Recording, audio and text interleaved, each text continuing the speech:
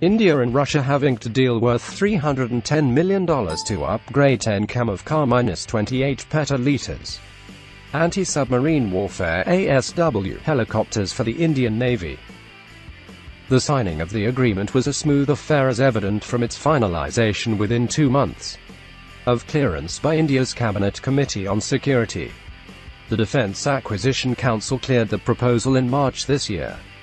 This is the first time a deal of this nature has been signed by India in such a swift manner. Upgrades of the KM-28 had been pending for the last 8 years due to various reasons. However, sensing the Indian Navy's immediate necessity, especially for its frigates, destroyer and aircraft carrier INS Vikramaditya, Indian Defence Minister Manohar Parrikar intervened and signed the deal last Saturday. Defence Ministry sources told Sputnik that this deal was inked swiftly as India's Prime Minister's office (PMO) did not want to delay the process.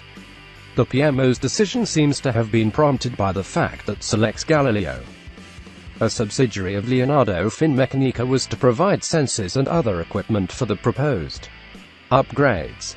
However, the Indian government recently decided not to hold business deals with Leonardo Finmeccanica, following its subsidiary AgustaWestland's involvement in a corruption case in India.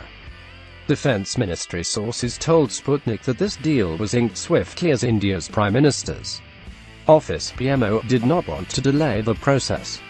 The PMO's decision seems to have been prompted by the fact that Selex Galileo, a subsidiary of Leonardo Finmeccanica, was to provide sensors and other equipment for the proposed upgrades. However, the Indian government recently decided not to hold business deals with Leonardo Finmeccanica, following its subsidiary AgustaWestland's involvement in a corruption case in India.